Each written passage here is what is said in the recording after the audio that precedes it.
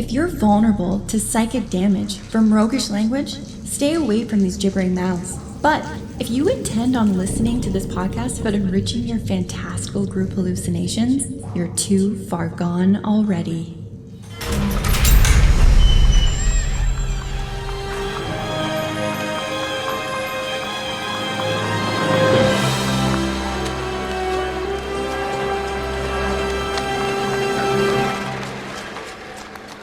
Your next game is going to flow like you actually want it to, with highs, lows, twists, stakes, gasps, laughs, explosions and galore. Here's why. In this episode, we find some answers to how do you write a campaign, adventure, or story arc from scratch? And what are the critical questions to ask yourself that allow you to remain flexible and feel prepared all at the same time?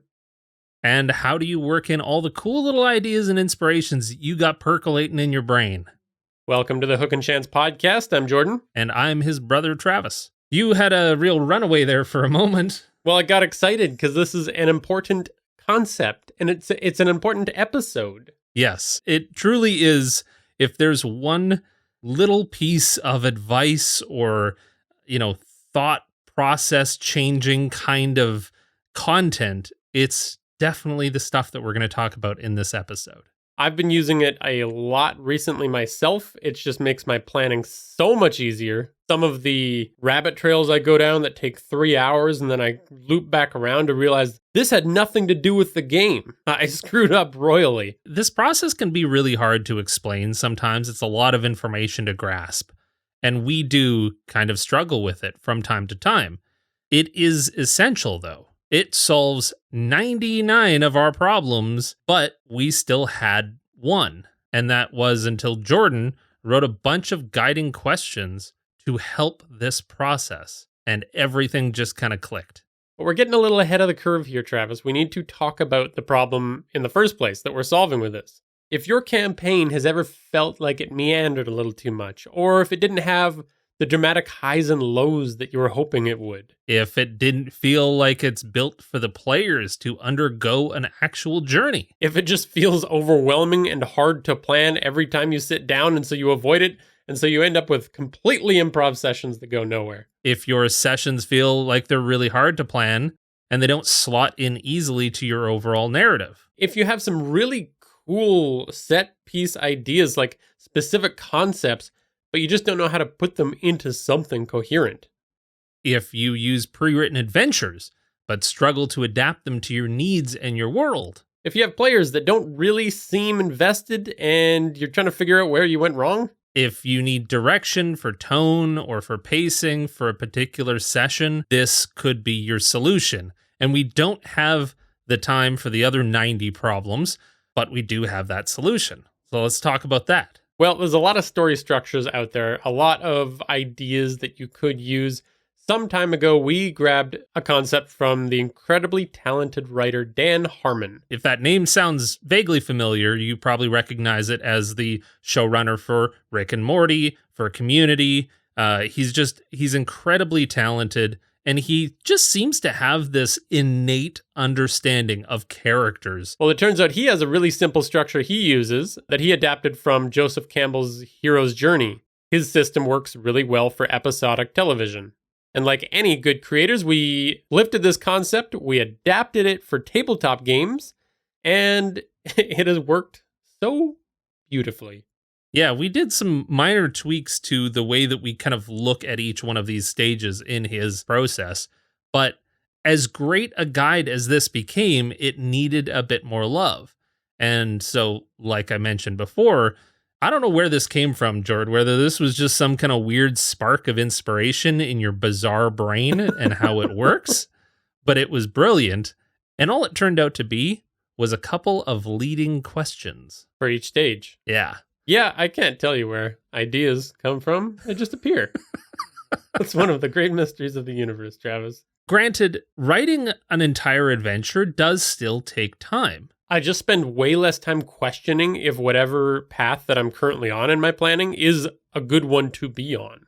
Like, I used to sit there and stressfully prep for every game because I didn't know if what I was writing was going to be used in the game at all. And having numerous sessions has become really easy. We spent an afternoon coming up with the entire structure of the adventure that we're writing this season. And I can adapt that as I go. Like I can do another adventure arc, then I can plan out the rest of the campaign if I want. I can see if it still works. I can see if I need to change it. It's so adaptable and malleable. It certainly doesn't trap you into one path or railroad your campaign for the rest of time. Well, and what strikes me so much is just the confidence that it gives me. When I plan something out this way, I just have a concrete direction, and I know what serves my purposes and what serves my story. Already, GMing is an incredibly lonely road. The only other people that give a shit about your story are the players, and you can't share the story with them. So as a GM, you're kind of just forced into this terrible state where you get to sit there and question every little goddamn idea that you have and go, I don't know if this is good, but I guess we'll see. Yep. What a terrible feeling. You're pitching your ideas every time you play. Right. If you haven't been listening to this season in order, luckily you don't have to. We're still going to hopefully provide some really awesome value for you, but we're going to use this season as an example throughout this episode. So let's talk through the actual structure that we're talking about. We'll try and hopefully keep this nice and simple so that you can follow along. So this structure has 8 steps, and our titles for them are Current, Hook, Kickoff, Challenge, Choice, Suffer, Climax, and Aftermath. Breaking those down a little bit more, the Current is where the players start the adventure. It's the normal world before things get weird. It also introduces the problem and why they should care about it in the first place. But we haven't provided them with a hook. The players are given then a reason to care, catered to them specifically. Should they not respond, we've got plenty of ability to play with the hook, leading them to the kickoff, where the adventure begins, and they are thrust past the point of no return into the jaws of relentless challenge. So then we take relevant challenges thematic to the story that are presented to the players to overcome one at a time, leading to their goal. And an important choice, where a twist or catch is thrown at them. We know you love twists. We do too. This is exactly where you put them. They make an incredibly difficult choice. They choose a path. All the paths lead forward, but whichever one they choose says a lot about the party and their characters. But ultimately, they have to suffer.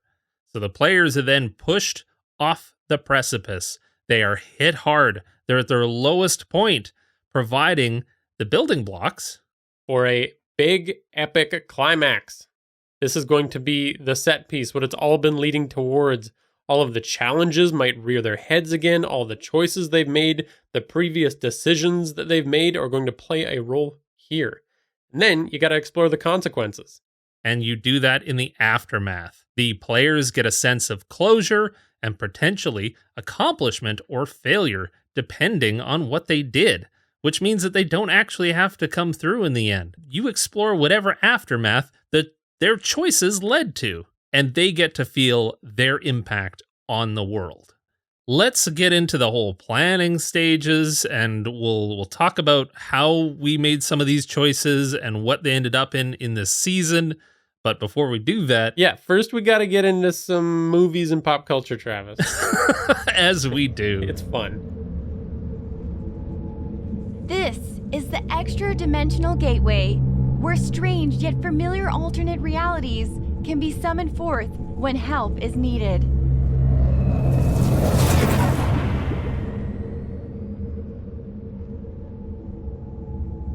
Okay, so 6 episodes back, episode number 162, we recapped a bunch of the results of our session 0.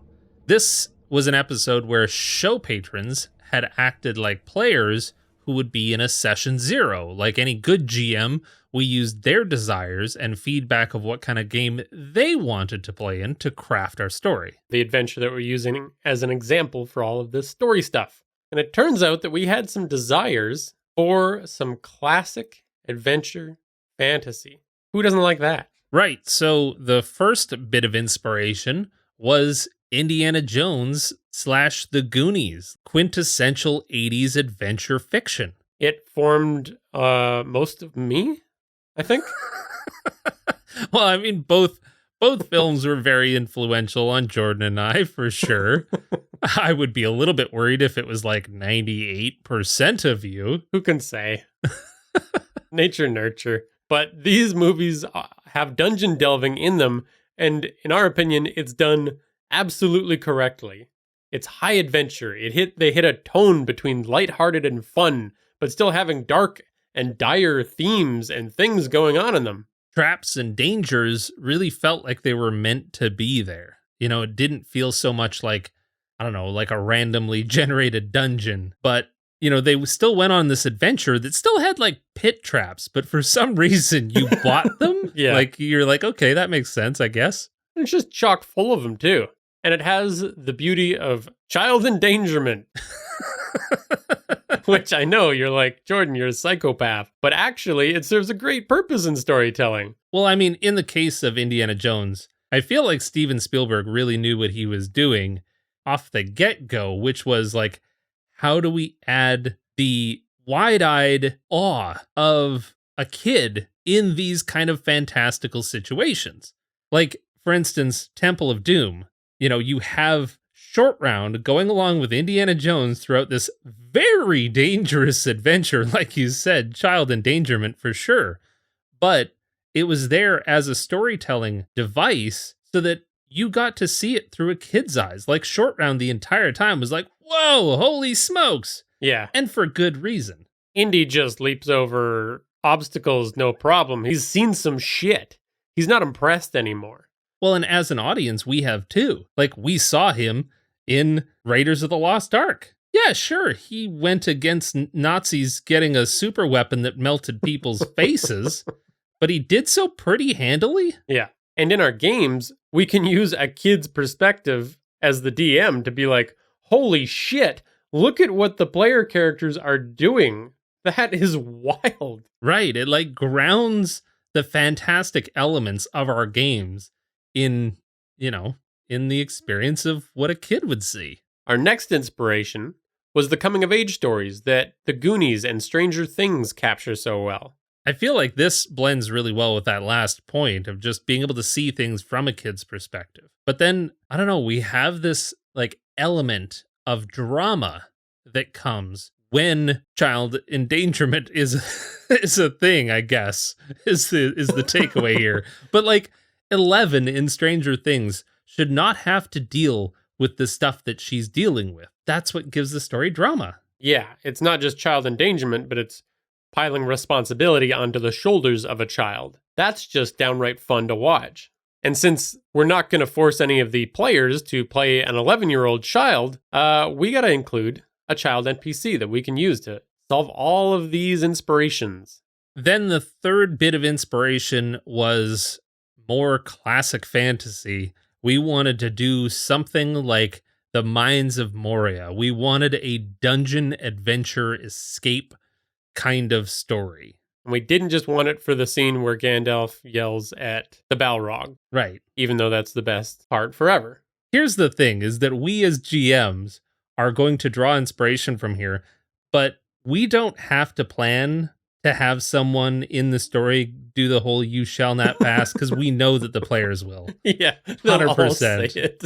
They will not be able to resist. What we actually want to try and take away here is a pursuit through a crumbling death trap. That feels hella fun. I want to play that myself. I want to GM that kind of experience. I mean, this has everything that I enjoy about GMing built into it. Huge monsters chasing you, things falling apart. It keeps that tension sky high while all this other story stuff is happening. Right. So that's the inspiration. We've got classic pulp adventures. We've got kids in way over their heads. And we've got the kind of high tension of a dramatic dungeon escape. And we're going to mix all of that together. We're going to grab those inspirations and we're going to work them through our story structure in the Kinship Camp. Take a seat around Kinship Camp, where travelers craft tall tales of their adventures and exploits around the safety of the fire.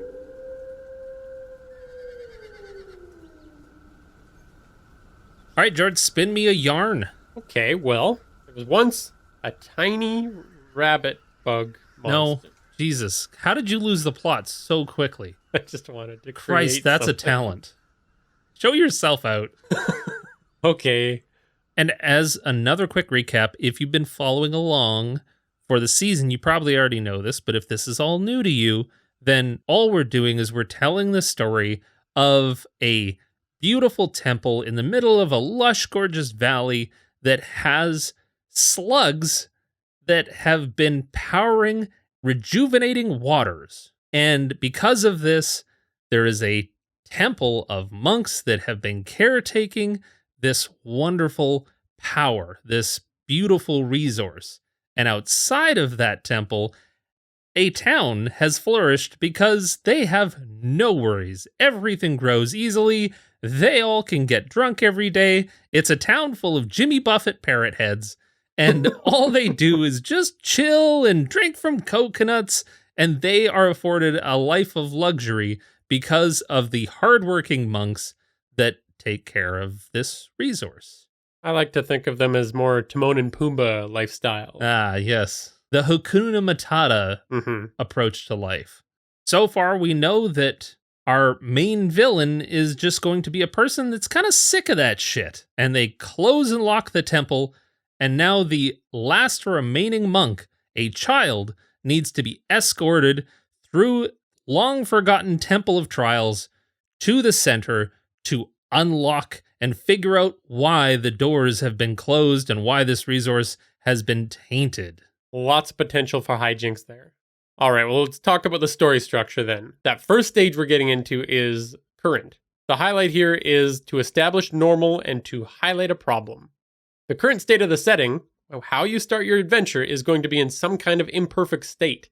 Solving this problem is going to be the goal of this adventure. So the key questions that you came up with to start to kickstart our thought process on how do we lay this out and what is it we're really after, you came up with 3 questions, and they are: why is the problem worth solving? Why should your party be the ones to solve it? And how do we deliver this information to the party? This addressed my needs of this current state. Like, these are the 3 questions that I need to ask myself, and I can drive down to the core of what I'm trying to do in this stage of the story. So with this specific adventure, the answers to those are pretty simple. The problem is worth solving because the town is full of good, innocent, once fun-loving people. They don't deserve this. This water source has been corrupted. Right. And they're looking for someone to help. Why should the party be the ones to help? Well, they're pretty much the only healthy people left in town. Everyone else has fallen prey to the corruption of this healing water. They're weak and feeble and sick, and maybe they're even actively dying. This feels very like Temple of Doom. Obviously, like, Indy is the one with the skills and the experience to help get the kids back. Remember the village? They're just like, all of our kids are gone. What happened? Yeah. And all of a sudden, here comes Indy, and like, obviously, he's the one to solve it. Who else is going to assault some big keep? That's very much like, I love this because the adventurers, if they walk away from this, that is a death sentence for the town. Right. Yeah, it's very unlike some other, town problems that we run into in tabletop games, which is like, it would sure be nice if you did this thing for me. Yeah. I'll give you 20 gold, or you can leave. It doesn't really matter. Right? And then the adventurers say no and go somewhere else, and you're screwed. So how do we deliver this information to the party? Well, I think it's as simple as a popular, loved, and respected town tavern owner that is kind of the de facto leader of the town welcomes the party, not in their usual fashion because they're probably not feeling so hot. I would love to see this person, like, we've briefly kind of discussed this in past episodes, this character, but I would love to see this character, like, doing their best to do their usual, like, hey, welcome to town. Yeah. This is, I'm super, and it's like, oh no, you're doing your best to do your usual shtick, but the blood that you're coughing up is the alarming part here. Yeah. That's our first encounter, is wake up the town greeter. Yeah. So that's a great, the next piece that we need to solve is that exposition device. And in this case, that town greeter is a perfect vehicle for exposition. Then we need to just know what key information needs to be conveyed to the party through that tavern owner. So we need the party to know the town was once prosperous. Things have changed almost overnight from plentiful to poisonous. People are starting to blame each other. There's suspicions of certain bad actors in town.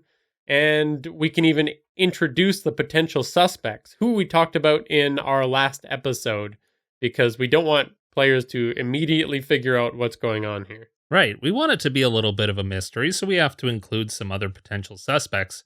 But one of the most important parts of this step that we kind of just glossed over here, but that is listing out what is that key info? What is the core?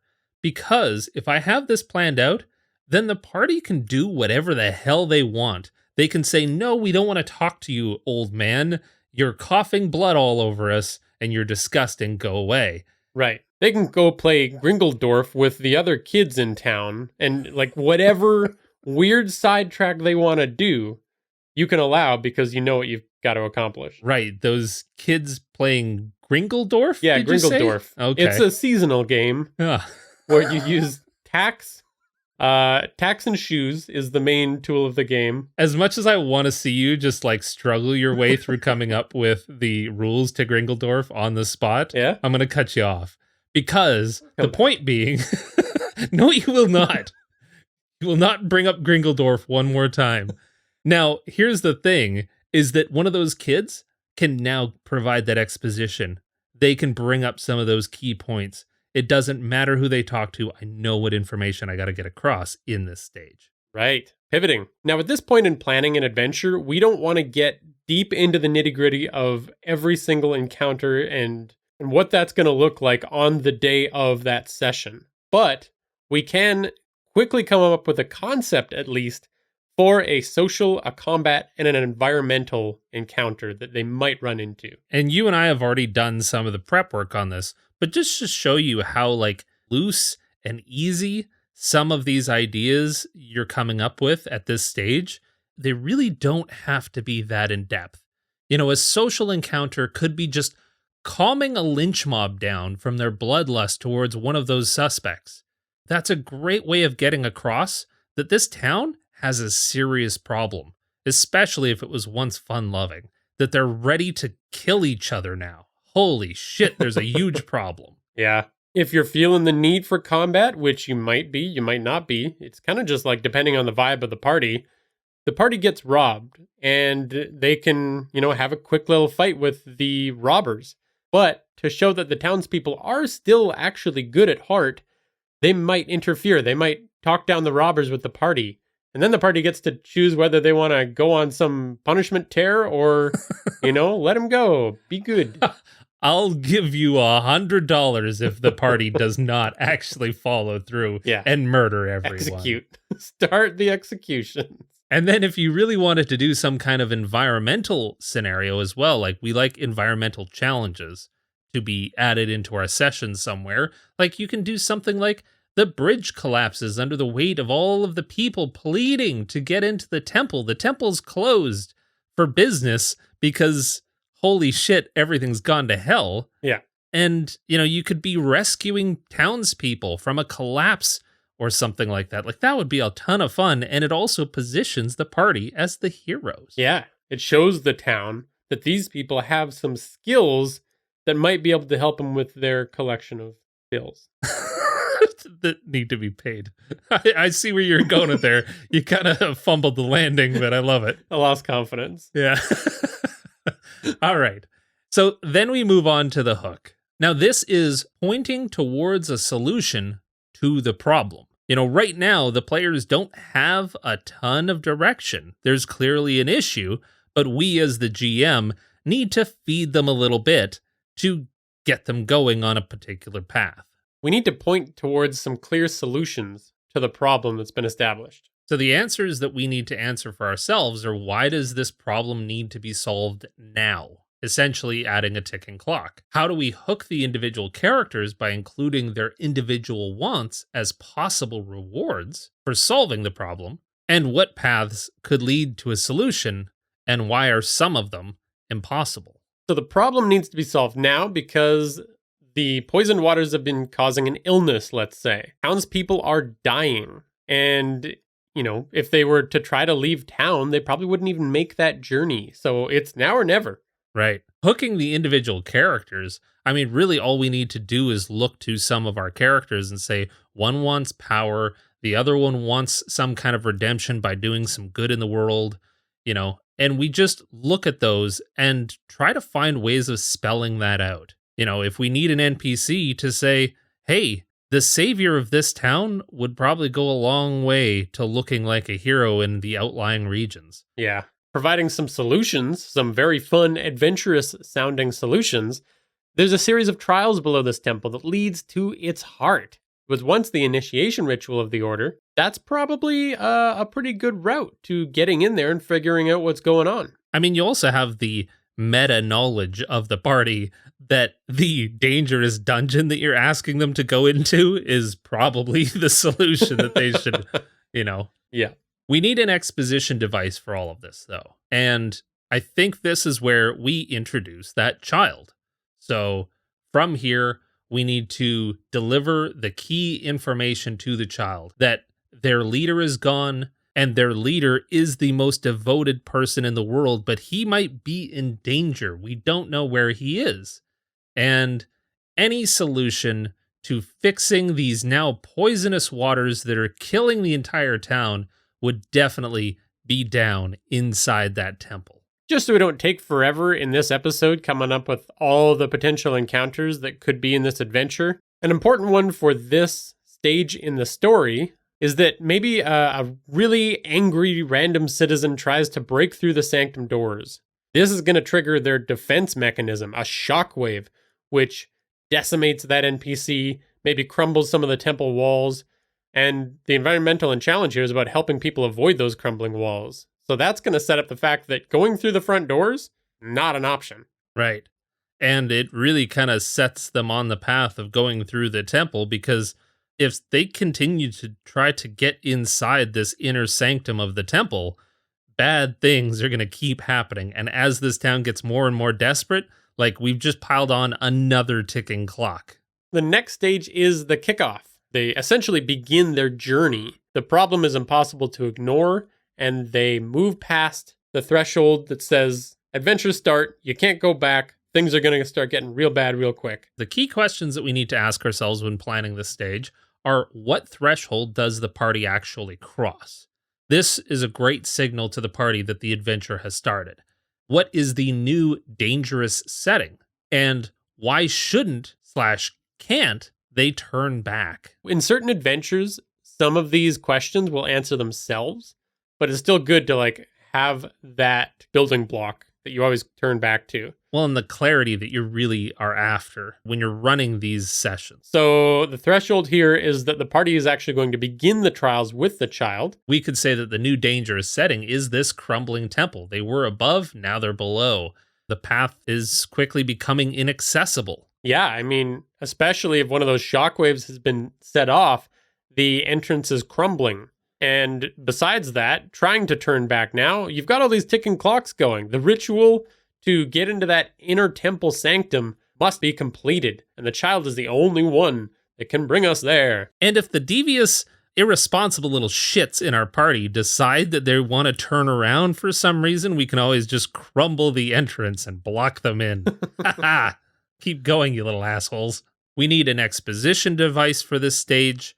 Obviously, we now have a child who's going along with them on this adventure because the child needs to conduct some kind of ritual at the end, is the only one with the know-how to do such ritual, to say, open the final seal of this whole temple of trials. The party has all that information they need to know about the trials from the child. And as far as those encounters go, I think an important one here could be a social one where, the party has to get the child to calm down and focus because they just crossed the threshold as well.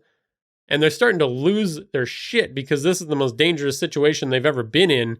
But the party knows that they're the only source of information going forward. And they literally need that child to get through the adventure. yeah, they are now responsible for this kid. They need the kid, but they are the indie to the short round. Yeah. Like, they have to keep their head on straight and keep this child safe throughout these very dangerous situations. Short round is the key. Then we've got the challenge. So this is related obstacles on their journey. And what we really want to try to do here is provide a series of challenges that they'll be able to look back on at the end of their adventure and go, look at all of the crazy shit that we survived to get here.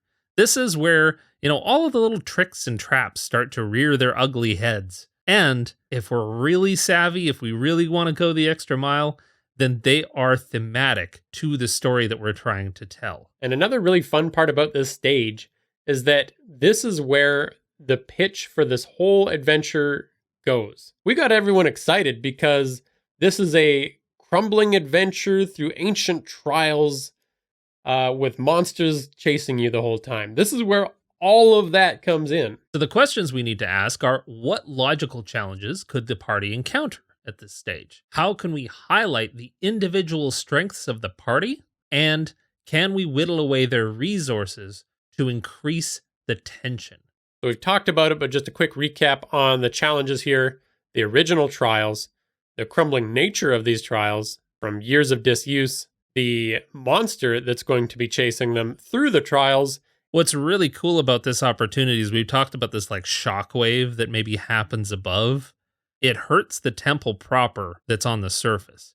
But who knows? You've got this original test of will and strength that was designed for the monks. But now you've added on a layer of it's falling apart and it's even more dangerous. And it maybe doesn't even function like it was originally designed to. And then we've thrown monsters in here as well. Because remember, we wanted to do a Mines of Moria kind of feel to it. So we're going to introduce more monsters within this place, chasing after them, adding more tension even still. Don't forget about the tacks in the shoes, because that's a good challenge to include. What? Tacks? In shoes? Yeah, in the game. The game that they learned about in... Right. Oh, the children's game that you Yes. invented at random. We're still using the child for an exposition device here. The child is conveying some of the dangers of these challenges, but at the same time, they're also unsure about their own path with the monks. A huge role that we want the party to step into is one of kind of mentoring this child and helping them make the decisions they're going to have to make. That's the information we have to convey here. I swear, the most exciting part of writing this entire adventure is putting the very chaotic, very unreliable, very non-mentorly kind of player characters into the position of being a mentor to a young child. Yeah. I love it so much because either they fail and they fall flat on their goddamn faces, or they change. This is forcing character growth through narrative. And I'm so excited to see how this actually plays out within a game. Because, yeah, this child is essentially looking down the barrel of a life of monkdom. And they were kind of more or less born into that. Yeah. And what kind of questions and challenges does that raise that this kid then, as the GM, gets to ask of the party, what is your philosophy on life? And do you think I should stay a monk for the rest of my life? That is going to cause some really cool roleplay and some really cool character development among these player characters. And honestly, I think that whole scenario could be a great social encounter for this stage in the story. And you know that when I'm running that, I've got a pen and I'm writing down the responses of the party because I'm going to bring those back later on. Even the way that party members solve each trial is really important here. Right. Like the child could choose one of them to basically emulate the entire way through. Yeah, I love this because, yes, this party is going to absolutely form this kid during this very short adventure. And they get whatever they get based on their actions. And this is also a really good example of how this structure does not constrain how the adventure plays out, because you can start to get a sense of how many different paths this is going to take based on who's playing it. So now we're at the choice stage, which means that we've reached our destination, but there is a catch. We've reached our original goal, but something else shows up in our way. So the key questions here are, what goal are they reaching at this point? What choice are you presenting to the party? And how is that choice going to define the party? In this case, I think that the party reaches, this is like the big temple door. It's very ornate. This would have been the goal of the original Temple of Trials. If you'd made it past this, then you'd succeeded. So they get there. So what if it's just standing open? But the catch is that they have found two of the other monks that went in ahead of the party to try and find things. They've discovered them down here. The door is sitting open. And the catch is that one of the monks betrays the other, kicks him through the door. The door is now sealed, and now they have to figure out a way through. This is a good stage to start giving the party more information too. So I think that Betrayer Monk is a good little source of exposition as well, to kind of like do the mini version of the villain monologue. The requisite villain monologue. We need to determine what kind of choice we're providing to the party. So I do see this next stage as like a big set piece combat. We need to have the struggle here be that the party has to deal with all of these different threats. Not only did we just see a betrayal, but now the kid is responsible for opening this seal. They know the incantation or the ritual, but they've never really been trained to do it. They know it's super taxing. And now the choice we're presenting to the party is, do they help the child and take on this burden with them, take on the responsibility for opening the door, or do they just keep the monsters that are attacking in this big set piece combat at bay? So if they help share the burden, then they'll probably get attacked more by the monsters. And if they keep the monsters at bay, then they're kind of like helping themselves while helping the child less. Yeah, something like that. Whereas if they choose to take on the responsibility with the child and share this like magical burden that comes with opening this giant sealed door, then they've learned something. They've kind of grown in that, making that choice. So like you said, we have the exposition provided by these other two monks that they meet down in that cavern. And really, like, the key info that we're trying to get across is what? Well, we want the party to learn about the villain's plot at this stage. We kind of want them to know what potential outcomes this whole adventure could have based on the paths that they choose to take. And that this wasn't just a random thing that happened. This evil plot has been brewing for a while. And as for encounters, like, we have this big set piece encounter. You know, I can see it all in my mind. A huge cavern. There's pits on all sides. There's monsters crawling up the walls. There's a big bad that's like brewing down in the depths. And, you know, there's just threats everywhere. All while trying to maintain this ritual. Now, another one of the most important parts of a story is this suffer stage. This next stage is all about just really highlighting that the players are in their lowest point in the story so far. And the reason we're doing this is because without it, the heroes really haven't overcome much. So that's really what we're trying to do. A devastating blow and make the players feel like all could be lost. And the party's most likely going to get up and keep going, of course, but it's this moment that makes them look heroic. The fact that they did come that close to losing, but they kept going anyways. Right. So the key questions here are, what has the party lost?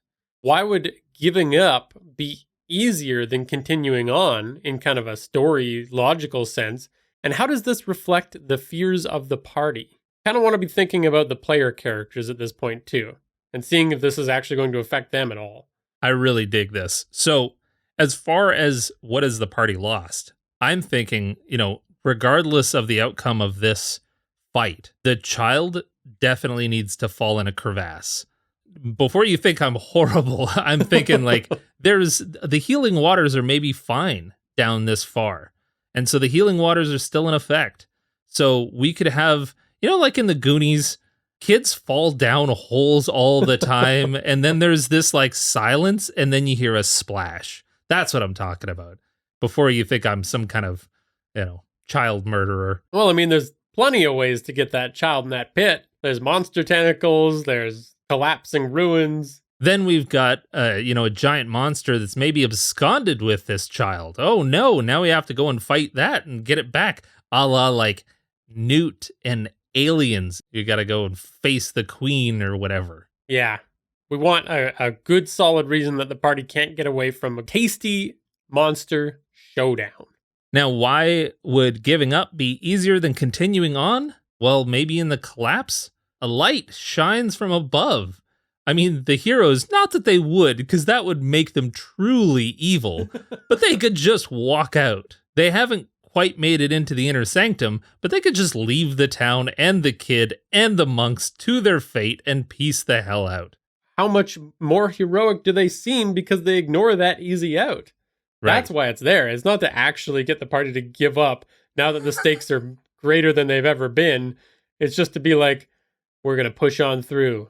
Right. And we've got all of these ticking clocks still in effect to ensure that they don't just like out and then long rest and then back in. Yeah, exactly. The actual party members from that session 0, I think that we've done a great job in making them all want to move forward. One of these characters is watching all of these evildoers move farther from redemption, which is their goal. One of the characters is watching expectations of good and evil be reversed at every step along the way, probably confusing the shit out of them. And another character is seeing the corruption of power play out, which their whole thing is wanting more power. So yeah, I think we're nailing it. And then, of course, all of the exposition comes from the betrayer, who we just talked about in the last stage, who, stabs their own monk brethren in the back and seals the chamber off from the party. Like, this is a great opportunity to, like you said, Jord, give that, like, mini exposition, grand evil villain plan dump. The major encounter here is going to be the monster fight. It's such a great way to kind of like showcase their lowest point is being face to face with the most horrifying monster they could ever imagine. And even if they get the kid back, like they are depleted of resources, of time, of all of these other things, and they're at the bottom of some pit somewhere in these lost, terrible ruins. To take a beat at that moment and just let that all sink in and see how far they have to go yet. They're the furthest from their goal that they've ever been. Which brings us to the next stage, which is the climax. It all comes together here, friends. The key questions that we need to ask ourselves are what elements or threats are coming together to make this the biggest showdown yet? What likely outcomes are there for this particular beat? And what does triumphant return really look like for these players? Well, we want this to be the major showdown with the villain. So we might have the monster show back up if they've got any life left in them. We got the villain themselves and the betrayer and the crumbling temple ruins. Those are all the threats we're working with. This is where the party gets to make one of their biggest choices yet. They get to choose what outcome to fight for here. And the idea is that the Grand Monk is trapped himself in here, and he's conducting a ritual to suck all the healing power into himself. What a diabolical bastard. He's going to use it to dole out healing as he sees fit, not to all of these hangers-on and mooches around this town. He's seen this stuff get abused way too much, and he's tired of it. So that provides us with a lot of options for the party. The party could straight up stop that ritual from happening, which would, delete the healing powers from existence. They could try to get it so that the healing power goes back to the town like we talked about. They could shove the child into that ritual instead and make all the power go into the child. There's a lot we could do. And I think we need to consider the very likely option that the players themselves will try to absorb this power and get the child to help them conduct this ritual and put it into themselves. Right, which I think a really cool little detail we can put in here is that maybe the only person that can actually take on this much power without getting overcooked from it is a child. Like a nice boiled egg. So, like, maybe if the Grand Monk follows through with their plan, they wouldn't be able to contain all the power themselves. And maybe if the party takes it, they're going to run into some repercussions down the line for being absolute dicks, not actually saving anybody, and just showing up and taking it all for themselves. And you know that I'm going to give a mechanical reason why that was a bad choice in the long run. Like, I'm going to give them some cool healing abilities, but there's going to be some side effects. And then really, the last step, regardless of how this plays out, like, the players can literally do whatever they want in this grand finale. And it can end on a very dour note, or it can end great with whatever choice they've made as, you know, a shining beacon of heroism. But ultimately, the next stage is the aftermath, or the outcomes of their choices are explored. We got to answer the questions: what long-term rewards and punishments are there going to be for the outcome of this adventure? How is the world going to react to the party's actions? And is there a way to have one last thrill and give the party an epic feeling of closure? What's really cool about this stage is that there are lots of different ways that the outcomes can play themselves out. You know, the players can choose to do a myriad of different things. But we do know that because of the way that the adventure's been set up, that there are kind of binaries. For the town, do they get healing back or don't they? Do they have to figure out how to live like regular people without those healing abilities? Does the villain redeem themselves? Does the party actually use words for the first time in the history of TTRPGs? And do they talk the villain down out of their evil plan? Or do they kill them?